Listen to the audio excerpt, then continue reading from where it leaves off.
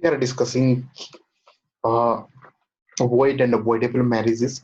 Even though हमने इसके बारे में पहले भी डिस्कस कर लिया है, फिर भी just little bit we will go through so that कि आप कनेक्ट कर सकें. बेसिकली आज हम पढ़ के रहे हैं. The topic for the today is the right of a child born out of these marriage. मतलब दीज मैरिज का मतलब उन बच्चों के क्या राइट होंगे जो कि वॉइड और वॉइडेबल मैरिज से पैदा होंगे. The topic for the today is what are the rights of the child born out of these marriage. We are discussing Hindu Marriage Act और उसमें हमारा टॉपिक है आज कि उन बच्चों के क्या राइट्स होंगे. What are the rights of the child born out of the void marriages and voidable marriages. ठीक है. Now देखिए, as we have already discussed that in Hindus जो कंसेप्ट है इसको एक सैक्रामेंट माना गया है, एक अटूट बंधन माना गया. और जो सेक्शन 5 है हिंदू मैरिज एक्ट का, वो बात करता है आपका कि what are the essential condition. किसी भी हिंदू मैरिज में इसेंशियल कंडीशन क्या है आपकी वैलिड मैरिजेस के लिए. ठीक है. हम हिंदूज में ये माना गया है कि ये जो शादी है, it's not a bond for the one life but it's a bond for the whole life. Even not सिर्फ इसी जन्म के लिए नहीं, बल्कि जन्मों जन्मांतर का ये एक संबंध है.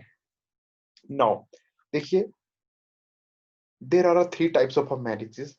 One is your valid marriage, one is your void marriage, one is your voidable marriage. Valid marriages कौन होती हैं?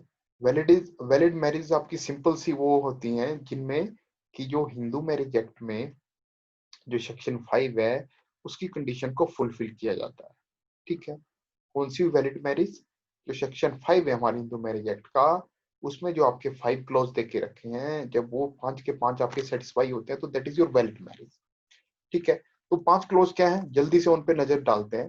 देखिए, फर्स्ट क्लॉज आपका ये है कि कोई भी स्पाउस जो है लिविंग नहीं होना चाहिए जब शादी हो रही हो. ठीक है. सेकंड क्लॉज है आपका इसमें जैसे मेंटल, इसमें सेकंड क्लॉज है आपका कंसेंट के बारे में. मतलब कंसेंट और जो है पार्टी की फिट होनी चाहिए मेंटली. तो मेंटल डिसऑर्डर नहीं होना चाहिए. ठीक है. और subject to the repeated attack of insanity के अटैक नहीं आने चाहिए. ठीक है. थर्ड कंडीशन क्या है आपकी? एज. एज में क्या है आपका कि जो दोनों पार्टीज हैं उनकी एज जो है according to the sub clause 3, husband की एज जो है, ब्राइड ग्रूम की जो एज है that is your 21 year, and the age for the bride, दुल्हन की जो एज है, आपकी दुल्हन की जो उम्र है वो आपकी 18 साल की होनी चाहिए. ठीक है. ये थर्ड कंडीशन है, थर्ड क्लोज है सेक्शन 5 का. आपके पास वेयर एक्ट है तो आप गो थ्रू करिए साथ साथ. नाउ फोर्थ क्लोज क्या बोलता है आपका कि the parties are not in a degree of a prohibited relationship. कि पार्टीज जो है प्रोहिबिटेड डिग्री में नहीं आनी चाहिए. This is the fourth. And fifth is your sapindas. मतलब स्पिंडा में नहीं होनी चाहिए. स्पिंडा का सिंपल सा मीनिंग ब्लड रिलेशन में नहीं आनी चाहिए. ठीक है. This is all about your section 5. If there any impediment obstruction, then the parties cannot marry each other. If someone marries and there are any obstruction in the marriage process, then it is not a valid marriage. Simple सी बात है. अगर section 5 की अगर आपने कंडीशनों को follow नहीं किया, then that is your what? These are not a valid marriage. And the valid marriage is, जब ये इनवैलिड मैरिज है तो वो कौन कौन सी हो सकती है? तो वॉइड हो सकती है या तो वॉइडेबल हो सकती है. अब देखिए, जो हिंदू मैरिज एक्ट 1955 है उसमें जो है आपका ये जो सेक्शन 11 है, specially which section? Section 11. Section 11 आपका ये आपका बात करता है किसके बारे में? वॉइड मैरिजेस के बारे में. A marriage is considered void under the Hindu Marriage Act if it does not fulfill the following condition of a section 5. तो देखिए, सेक्शन 5 की कुछ कंडीशंस हैं, उनको फुलफिल करने के लिए जो है आपका, अगर वो कंडीशन अगर आपकी अगर कॉन्ट्रामेंट की आपने तो सेक्शन 5 की जो जो कंडीशन अभी मैं सेक्शन 11 में बताऊंगा, अगर वो कॉन्ट्रावेंट किया आपने तो आपकी मैरिज वॉइड मानी जाएगी। ठीक है, कोई भी मैरिज हो that will be declare as a void. First bigamy, ये जो आपका सेक्शन 5 का सब क्लोज 1 है, उसमें स्टेट में बोला हुआ है कि किसी का अगर स्पाउस लिविंग है और वो फिर भी शादी करता है तो बाइगमी तो हुई, और that also contravene the condition section 5 की जो फर्स्ट क्लोज है, और फर्स्ट कंडीशन जिसे मैं बोल रहा हूँ उसको कॉन्ट्रावेंट करेगा। तो अगर उसको करता है तो that is your void marriage. Second, अगर सेकंड है आपकी क्लोज 4 की, अगर आपने प्रोहिबिटेड डिग्री में शादी की, ठीक है, if the parties been the prohibited relationship unless the custom allows. देखिए कई कस्टम्स ऐसे होते हैं, जैसे आपका साउथ इंडिया में है, जैसे ताया की लड़की के साथ शादी करना, या चाचा की लड़की के साथ शादी करना, या बुआ मामा के लड़की के साथ शादी करना। हम हिंदूज में दीज आर प्रोहिबिटेड रिलेशन, हम उसमें शादी नहीं कर सकते हैं। बट कस्टम, कस्टम जो custom, what is the meaning of a custom? कुछ ऐसी प्रैक्टिसेस जो कि बड़े लॉन्ग टाइम से क्या है चली आ रही है, तो they are known as a what, they are known as a custom. अगर वो कस्टम प्रिवेल करता है वहां पे तो आपका देन योर दैट मैरिज जो आप शादी कर रहे हो that is valid. But if there is no any such type of a culture, sorry such type of a custom, और आपने प्रोहिबिटेड डिग्री में शादी की, then your marriage is void. Next one is your sapindas. Sapinda का simple meaning blood relation में you can't marry. ठीक है, मतलब you cannot marry with your भतीजी, ये और with your भांजी, तो these are the blood relations। ठीक है, अगर आपने blood relation means pindas, you are, अगर किसी के साथ आपका ब्लड रिलेशन है तो that is you are in pindas. जैसे कि मान लीजिए आप हो, आप चाचा की लड़की, अगर चाचा की लड़की या मामा ये ले लो आप, मामा का लड़का, तो what are these are blood relation, या भाई भाई के बच्चे आपस में शादी नहीं कर सकते हैं।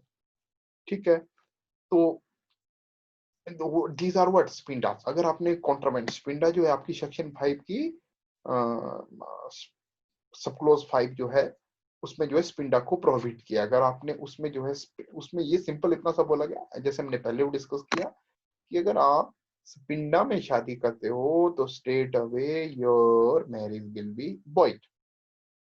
ओके, नाउ कंसीक्वेंस क्या होंगे आपके वॉइड मैरिज के? मान लीजिए अगर वॉइड मैरिज की तो क्या माना जाता है? देखिए, parties don't have the position of husband and wife in a void marriage. अगर आपकी मैरिज वॉइड है, आपने सेक्शन 5 की सेक्शन 5 सब क्लोज 1, सब क्लोज 4, सब क्लोज 5 में की कॉन्ट्रावेंशन में शादी की, तो आपकी मैरिज मानी ही नहीं जाती है, और आपको ना तो हस्बैंड ट्रीट किया जाएगा कहीं भी एज ए लीगल, इसमें ना ही वाइफ ट्रीट किया जाएगा। मतलब simple, your marriage is a void. ठीक है, and children are called legitimate in a void marriage. देखिए, बट जो बच्चे हो गए, अगर आपके बच्चे हो गए अगर वॉइड मैरिज से, तो आपकी वो मैरिज क्या मानी जाती है? Then that marriage is your valid, sorry, then your children is your legitimate children. ठीक है, this is very important, and according to the section 16 आप गो थ्रू करोगे जब हिंदू मैरिज एक्ट का, वहां पे बेसिकली यही तो इम्पोर्टेंट थिंग है। कई बार ये क्वेश्चन पूछा जा चुका है कि children born out of a marriage, out of a void marriage, is a legitimate, illegitimate, or what type of? Then that is your legitimate children। ठीक है, legitimate children का देखिए, जब आप प्रॉपर्टीज राइट देखिए, भी आई मेड ऑलरेडी वीडियो, जब आप प्रॉपर्टीज राइट के गो थ्रू करोगे तो लेजिटिमेट चिल्ड्रन के वही राइट्स होते हैं आपके, जो कि लेजिटिमेट चिल्ड्रन के आपके पूरे राइट्स होते हैं प्रॉपर्टीज के ऊपर अपने मदर फादर की। voidable marriages, now voidable marriages, देखिए, a marriage is a voidable on either side of the party is known as a voidable marriage। it will be valid unless the petition for invalidating the marriage is valid। देखिए, voidable marriage और void marriage में first फर्क क्या है आपका? void marriage जो है आपकी void ab initio है, ठीक है, बट जो वॉइडेबल मैरिज है वो वॉइड एब इनिशियो। वॉइड एब इनिशियो का मतलब क्या है कि जब वो शादी हुई वो तब से वैलिड नहीं है, वॉइड एब इनिशियो का मतलब। बट वॉइडेबल मैरिजेस जो हैं आपकी, वो वॉइड एब इनिशियो नहीं होते, मतलब वो शुरू में वैलिड होती हैं।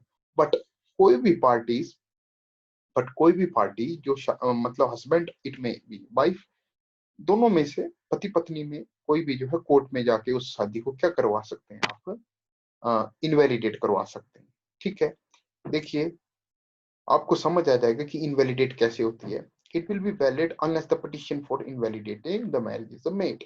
ठीक है, सिंपल सी बात कि वॉइडेबल मैरिजेस में आपकी तब तक आपकी मैरिज को वैलिड ही माना जाता है जब तक कि उसको कोई इनवैलिडेट ना करे। देखिए देयर इज सर्टेन ग्राउंड्स, अभी हम डिस्कस करेंगे। कुछ ग्राउंड है उनके बेस पे ही जो है वॉइडेबल मैरिज जो है डिक्लेयर होती है। ठीक है, this marriage is to be declare void by competent court under the Hindu Marriage Act 1955. The parties of a such marriage have to decide whether they want to go with such marriage or make it valid. देखिए कुछ conditions ऐसी हैं, अगर उनको छुपा के या उनको उनके नॉलेज होते हुए शादी की, तो वो जो शादी है आपकी, इट में भी then it will considered as a voidable marriage. ठीक है, तो अब पार्टीज के ऊपर है, अगर वो उस शादी को कंटिन्यू करना चाहते हैं तो वो कर सकते हैं और वो वैलिड ही रहेगी। और अगर party don't want to continue, party जो है उस शादी को कंटिन्यू नहीं करना चाहती है, तो कोर्ट में जाके फाइल कर सकती है आपकी आपकी पिटीशन की ये जो मेरी शादी है इसको क्या किया जाए, डिक्लेयर नल एंड वॉइड किया जाए, नल एंड वॉइड में इनवैलिडेट डिक्लेयर किया जाए। ठीक है, अब देखिए the grounds where marriage can be termed as avoidable. देखिए कहाँ कहाँ पे आपकी मैरिज जो है, अब जो है फर्स्ट ग्राउंड क्या है आपका, unsoundness of a mind. This ground is your first ground. The party to the marriage is not capable of giving consent due to the unsoundness of a mind. ठीक है, देखिए पार्टी की जो consent है आपकी वो नहीं ले सकते हैं क्योंकि वो अनसाउंड थी उस टाइम, माइंड से अनसाउंड था उस टाइम माइंड से। देखिए there are two parties A and B where A is the husband and B is his wife. B gave the consent of the marriage when she was suffering from an unsound mind. समझ रहे? After some year, B gets cured and raised that her consent was invalid, and this marriage is avoidable because during the time the consent for B, she is an unsound mind. Simple आप example देखिए, A और B की शादी हुई, B की जब consent ली गई तब वो अनसाउंड थी, जब वो साउंड हुई कुछ सालों के बाद, तो उसने बोला भाई ये जो मेरी कंसेंट ली गई थी दैट इज नॉट वैलिड। तो बी के पास ऑप्शन है कि वो अनसाउंडनेस के ग्राउंड पे अपनी शादी को क्या करा सके, वो जो इनवैलिड डिक्लेयर करवा सके। ठीक है, और ये जो मैरिज है आपकी, अब देखिए अब उसके ऊपर था, अगर वो चाहती तो बी चाहती तो जो वाइफ है वो कंटिन्यू कर सकती थी मैरिज, बट वो नहीं करना चाहती थी तो वो उसको इनवैलिड डिक्लेयर करवा सकती है। ठीक है, now next is your party is suffering from mental disorder. देखिए ये जो कंडीशन है ना, ये सेक्शन 5 सब क्लोज 2 में आती है, which make her unfit for a reproduction of a child. देखिए there are two parties A and B where A is the husband and B is his wife. If B is suffering from a mental disorder due to which she is unfit for reproduction of child, then this can be। देखिए क्या हुआ, A और B की शादी हुई, जब शादी हुई तब उन्हें नहीं पता था कि बी जो है कुछ ऐसे मेंटल डिसऑर्डर से सफर कर रही है कि उसका वो बच्चे को पैदा करने के लायक नहीं है। तो देन यू कैन से कि then A has a ground कि वो इस शादी को क्या करे, इनवैलिडेट डिक्लेयर करा सके। ठीक है, if the party has been suffering from repeated attack of insanity, अगर किसी पार्टी को मतलब बार बार जो है आपके क्या है इंसैनिटी के अटैक आ रहे हैं, देयर आर टू पार्टी, देखिए ए एंड बी को हस्बैंड मान लीजिए, anyone from A and B is suffering from repeated attack on, then this is also ground। देखिए the consent of marriage by either of the parties is done by force। मान लीजिए किसी party को डरा धमका के बाय फोर्स या झूठ मूठ बोल के बोला था कि ए की शादी बी से होगी, पर उन्होंने सी से करवा दी। देखिए मैं बताता हूँ कैसे। ए ए बी जो है आपका, बी मान लीजिए हस्बैंड है, ए इज वाइफ है, ए लड़की है बी लड़का है, बी की एज है आपकी 30 ईयर, और जब शादी हुई तो अरे वहां देखा कि वो तो 60 साल का बुड्ढा था जिसके साथ शादी हुई, बताया भी और शादी करवा दी सी से, तो दैट इज योर फ्रॉड। तो अब ए के पास ग्राउंड है, वाइफ के पास ग्राउंड है कि वो क्या कर सकती है। देखिए ये मैंने एग्जांपल यहाँ पे नहीं लिखा है, just I give you from my side कि वाइफ को, वाइफ जो है देखिए वो शादी क्या है आपकी वॉइडेबल है, उस शादी को इनवैलिडेट डिक्लेयर करवा दिया जा सकता है। ठीक है, now the most important thing, ये जितने भी ग्राउंड हैं आपके, इन ग्राउंड पे कब जो है, कब जो है आपका क्या पिटीशन फाइल हो सकती है। देखिए these are the most important thing. देखिए on the plea of a fraud और application of a force on marriage, a petition can be filed before the court within 1 year of the discovery of such fraud or application of force। देखिए जिस दिन से उसको पता चला कि हाँ मेरा साथ फ्रॉड हुआ है, फोर्स लगी है, मतलब डरा धमका के किया है, तो विद इन कितना 1 ईयर जो है, विद इन 1 ईयर आपको क्या करना पड़ेगा, वो पिटीशन फाइल करनी पड़ेगी इनवैलिडेट करने के लिए। कई बार ये पूछा जा चुका है क्वेश्चन कि how much time, what are the limitation to file the petition before the court to invalidate marriage on the ground of a force and fraud। तो देन आपको क्या लिखना है, सिंपल 1 ईयर। क्या लिखना, 1 ईयर, कि अगर किसी भी लड़की की शादी, अगर कोई भी शादी फ्रॉड या फोर्स की वजह से हुई है, तो कितनी, तो जब उसे पता चला कि हाँ मेरे साथ फ्रॉड हुआ है, तो कितने टाइम के अंदर जो है उसको कोर्ट में एप्लीकेशन अपनी शादी को इनवैलिडेट करने के लिए वो दायर कर सकती है, 1 ईयर। ठीक है, now the allegation based upon with the petition is filed was beyond the knowledge of the petitioner at the time of the solemnization of marriage. देखिए ये बहुत इंपॉर्टेंट है, बियॉन्ड द नॉलेज। देखिए बियॉन्ड द नॉलेज को मैं important क्यों बोल रहा हूं, क्योंकि अगर पार्टी को नॉलेज है, देखिए मान लीजिए ए और बी की शादी हो रही है, A is husband, B is wife. ठीक है, जब तो बी के फादर ने बोला, लड़की के पिता ने बोला तेरे को शादी करनी पड़ेगी, अदरवाइज मैं जो हूं क्या कर सकता हूं, मैं मतलब I will kill my self. तो वो बाई फोर्स हुई। ठीक है, या ए ने, ये मान लो, अब चलिए एग्जांपल, एक अच्छा एग्जांपल देता हूँ, ए ने बी के क्या किया, बी जो उसकी लड़की थी उसके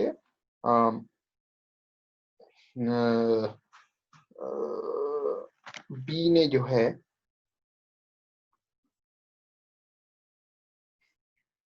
नहीं इसमें एग्जांपल ये रहेगा, मान लीजिए A and B husband and, A and B की शादी हो रही है, बी लड़की है, बी ए जो है आपका वो मान लीजिए वो इंसैनिटी के अटैक से जो है सफर कर रहा है। ठीक है, और ये नॉलेज बी को है, पर उसने फिर भी शादी की, तो क्या, तो क्या ये ग्राउंड उसके पास रहेगा, नहीं, क्योंकि ये माना गया कि वो कंसेंटेड थी, वो उसको पता था, तो ये उसके पास वो ये पिटीशन नहीं फाइल कर सकती, क्योंकि ये जो बात है ये इसके बियॉन्ड द नॉलेज है।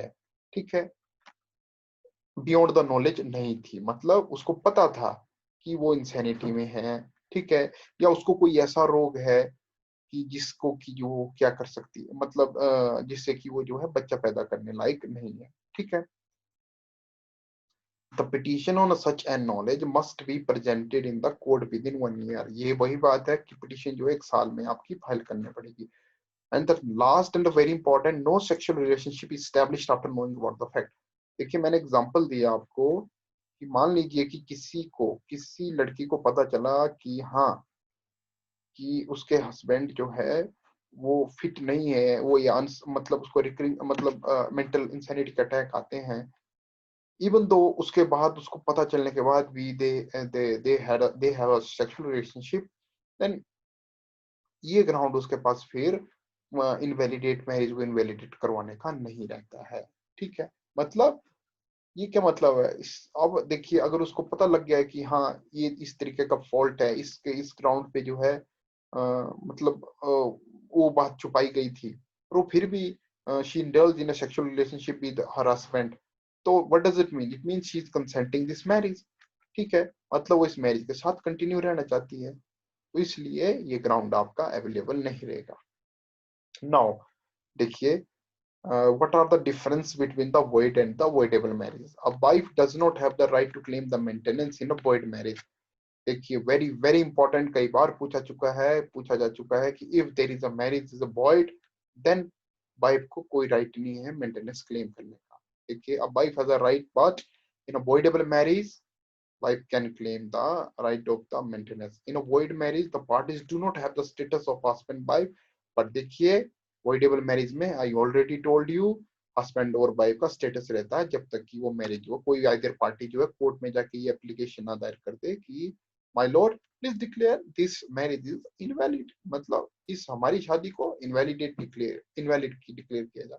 इन a void marriage, no degree of nullity is required, but voidable marriage में नलिटी की डिग्री रिक्वायर होती है। A void marriage is none of the eyes of the law, but voidable marriage होगा यहाँ पे, voidable यहाँ पे voidable होगा, but the voidable marriage is to be declare void by the competent court। ये वैलिड मैरिज है आपकी जब तक कि कोर्ट ने इसको नल एंड void डिक्लेयर नहीं कर दिया। ठीक है, देखिए, the children in a void marriage are treated as a legitimate, ठीक है, and the children in a voidable marriage are treated as illegitimate, but this distinction is deleted by the Supreme Court said a child that cannot be set a term as illegitimate।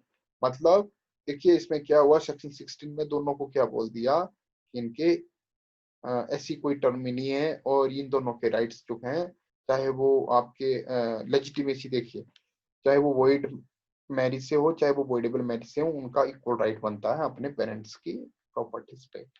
Legitimacy of a children under a void and a voidable marriage, देखिए, legitimacy of a children under void and a voidable marriage are specified under section 16। जब आप पढ़ोगे वहां पे अच्छे से detail में दिया हुआ है, अभी हम डिस्कस कर रहे हैं। देखिए, void marriage, in a void marriage any children brought out shall be treated as a legitimate। In a voidable marriage any children born of a marital relationship subsequently declared as a nullity by the court shall also be termed as a legitimate। देखिए, अगर legitimate children जो है void marriage से जो भी पैदा होगा वो लेजिटिमेट है। अगर कोई वॉइडेबल मैरिज से कोई बच्चा पैदा होता है, तो वो भी आपका, अगर वो जो उनकी शादी बाद में नलिटी डिक्लेयर कर दी गई है, तो भी वो लेजिटिमेट जो है वो माना जाएगा। ठीक है, even if the marriage under section 11 void marriage or section 12 which is declared as null and void, notwithstanding such circumstances the child born out of such marriage is held to be legitimate। Section 11 और section 12 का कोई प्रभाव नहीं है, शादी हुई, बच्चे पैदा हुए, तो वो लेजिटिमेट ही कंसीडर किए जाएंगे। ठीक है, if prior to the marriage the bride was pregnant and gave birth to the child, after the marriage such a child cannot be treated as a legitimate because that child was not born out of the marital relationship of the parent marriage, and therefore the child born after the marriage having been conceived prior to the marriage is held to be illegitimate। समझ रहे हो? बहुत ही, देखिए क्या बात बोली इसमें, इसमें सिंपल इतनी सी बात आई है कि मान लीजिए, देखिए मैं एग्जांपल देता हूं आपको। मान लीजिए ए की शादी जो है बी के साथ हुई, ठीक है, ए जो हस्बैंड है, बी उसकी वाइफ है, बट ड्यूरिंग द मैरिज ही जो है बी जो है प्रेग्नेंट थी किसी और, किसके साथ, किसी और मैन के साथ, ठीक है, अदर देन हिज हस्बैंड। तो जो बच्चा जो पैदा होगा वो उनके मैरिटल रिलेशनशिप से पैदा नहीं हुआ, तो उसको क्या बोलेंगे, that that child is your illegitimate child. ठीक है, देखिए बेसिकली ये लेजिटिमेट और इलेजिटिमेट की क्या कहानी है। लेजिटिमेट चाइल्ड्स के जो है वो अपने पेरेंट्स की प्रॉपर्टी के ऊपर पूरे राइट्स रहते हैं, बट जो इलेजिटिमेट चाइल्ड है उसका कोई राइट नहीं रहता है, उसका राइट सिर्फ अपनी मदर्स पे रहता है। मैं बहुत डिटेल से इसके बारे में वीडियो बना के रखी हुई है, आप गो थ्रू करिए फैमिली लॉ की लिस्ट में, आपको वहां पे बहुत अच्छे से मिलेंगे। तो this is all about section 16 talks about, कई बार डायरेक्ट ये क्वेश्चन पूछा जा चुका है कि लेजिटिमेट और इलेजिटिमेसी जो है चाइल्ड की वो कहाँ देखे रखी हुई है, ठीक है, वो that is given in your section 16। देखिए, prior to the Hindu Marriage Act 1955, the parties to the marriage had no remedy to get off the marriage। देखिए, कई बार ये क्वेश्चन भी पूछा जा चुका है, क्या हिंदू मैरिज एक्ट, सॉरी, क्या before the implementation of the, मतलब हिंदू मैरिज एक्ट 1955 आने से पहले भी क्या डिवोर्स की प्रोसीडिंग, डिवोर्स या मतलब शादी से छुटकारा पाने के लिए कोई रेमेडी थी? ना, नहीं थी। Section 11 and section 12 of Hindu Marriage Act 1955 is a remedy for the parties who are in a void and avoidable marriage after the enactment of the Amendment Act 1976। देखिए, 1976 में आपका ये the child born out of the void and avoidable marriage shall be termed as a legitimate। और 1976 में ये section 16 जो है आपका वहां पे आया कि जो बच्चे जो है आपके void और voidable मैरिज से पैदा होंगे, that also both are a legitimate child, and it is given in section 16। There are a certain ground or for the valid marriage under section 5 of the Hindu Marriage Act। if someone violate, देखिए section 5 बोलता है valid marriage, अगर section 5 के सब close 1, 4, 5 contravention की, section 11 में वो क्या होगी, वॉइड मैरिज होगी। सेक्शन 5 की क्लोज 3 को, सॉरी क्लोज 2 को कॉन्ट्रावेंशन किया, मैरिज आपकी वॉइडेबल हो गई। बट सेक्शन 5 सब क्लोज 3 को कहीं नहीं बोला गया कि ये वॉइड है या वॉइडेबल है, then that marriage is your valid marriage. मतलब अगर छोटे बच्चों की शादी हुई तो भी वो क्या है आपकी under the age of 18 year और 21 year of the age of the bride, then your marriage is valid। but there is a punishment, given under section 18। if somebody contravention, there is a punishment and even there is imprisonment and also fine, ठीक है। तो this is all about, these are the light version, these are a simple light version, it's not a very detailed, but there is a separate classes is going on। अगर आप उसको join करना चाहते हो, you have to pay little amount and you will really amaze कि हाँ आप enjoy करोगे किस तरह से हमारी जो फैकल्टी आपको टीच करती है। तो so please you can join us, you can message us। Thank you very much for giving time।